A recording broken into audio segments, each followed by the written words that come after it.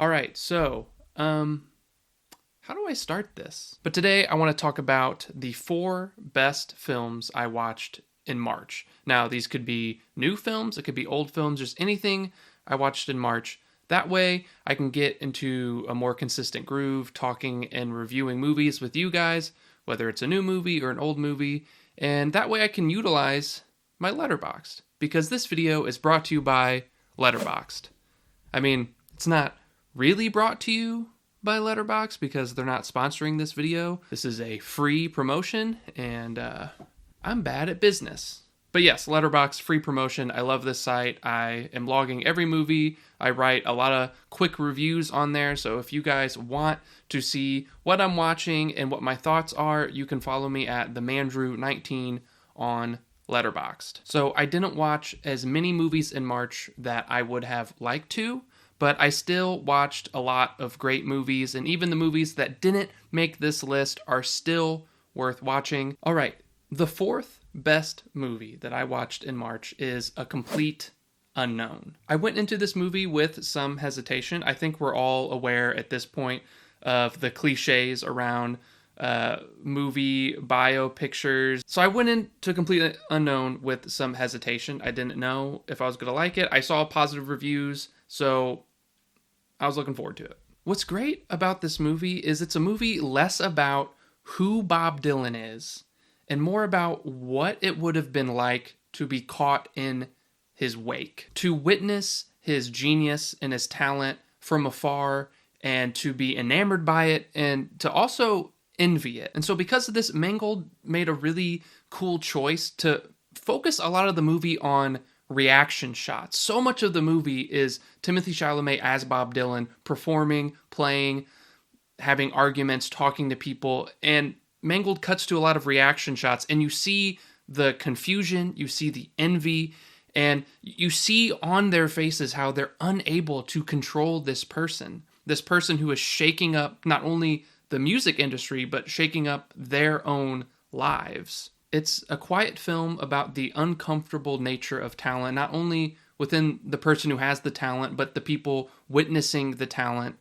and the drama and envy that talent causes. The music is amazing and it's front and center, and the music actually carries the movie. So much of the plot is driven by the stylistic and genre changes that Bob Dylan does in the concerts, and those act as the instigations for a lot of the drama. And I just love that it was a concert film, and the concerts themselves drove the movie. And it's in these musical performances and in his change in tone and style that you see not only Dylan himself change, but the country change as well. So as him as a musician is changing, his politics, his beliefs, the politics of the country change as well. And I just thought that was a really creative way to make a movie biopicture. In A Complete Unknown, Bob Dylan arrives unannounced, unadorned, and he leaves also alone on a bike, unannounced, just coming and going in these people's lives and changing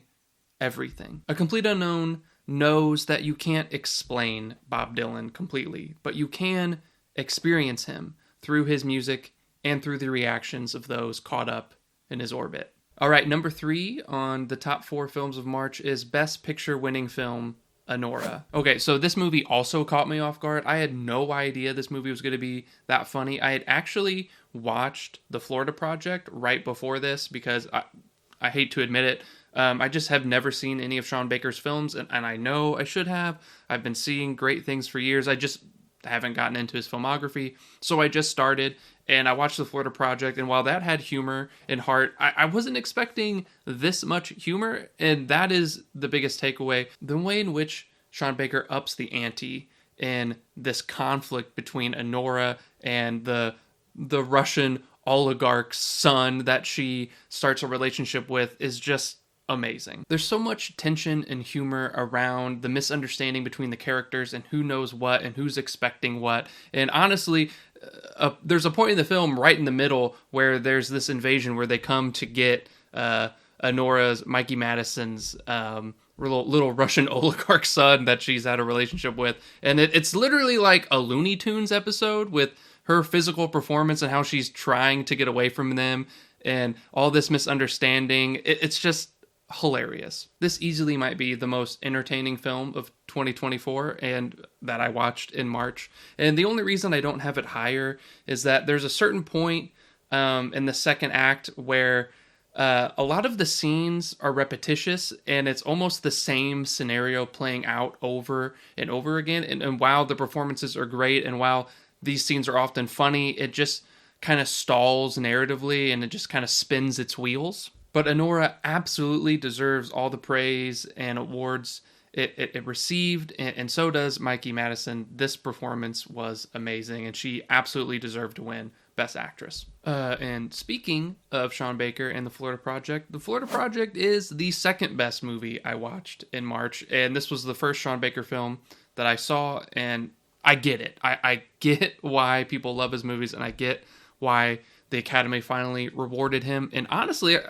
I think The Florida Project is slightly better than Anora, but they're very different. First thing that stands out to me is how authentic and good the child performances are in this film. And not only are the performances good, but just the way they're characterized and written, I think was really authentic. And so hats off to Sean Baker, kind of figuring out how to make kids feel real in a film, because so often child performances, or not even the performances, but just the characterization feels a little bit too mature and stilted and grown up, but these just felt like kids. It reminded me of me being a kid and walking around town and getting into trouble with my friends, and just the way they talk. It was just so natural and very impressive. Not to mention just how gorgeous this film is to look at. Just the pastel colors of the hotel and the nighttime shooting is just, it's just a beautiful film to look at.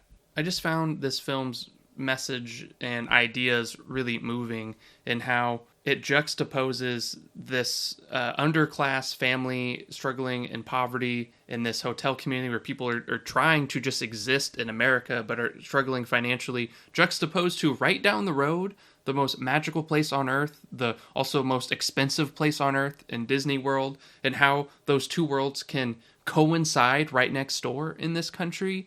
I thought was really interesting. And also how a child's imagination and dreaming can persevere through that hardship. I just thought it was a really, really interesting ending where you have Disney World, this kind of symbol of capitalism, but it's also this symbol of dreaming and hopes, and how for a child, those do exist at the same time, and that those are powerful dreams, and that they can keep pushing forward through all the hardship and poverty. Though from a more cynical perspective, you would think, well, Disney World, I mean, that's, there's a lot of ugliness to it and exploitation about it.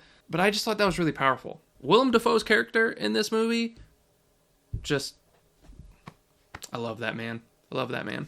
And speaking of how much I love Willem Dafoe, that brings me to the best movie I watched in March, and I don't know if any movie's going to top this year. I hope so, but I had a blast. To Live and Die in LA, directed by William Friedkin. Now, a couple years ago, I did a deep dive of his films, and I watched The French Connection, Sorcerer, Bug. I just love his movies. I mean, not to mention The Exorcist, but I had already seen that. I just love his films. I love how kind of bleak and depressing they are. The best way to describe To Live and Die in LA is it's a movie you watch where the whole time you're thinking, that's the coolest thing I've ever seen. I just don't know how to describe it other than that it's rad. And if you watch it, you know what I mean. The cinematography by Robbie Mueller, I don't know how to pronounce that, but his cinematography is just gorgeous. Like, you just put this movie on and you could turn the sound off and you would be engaged.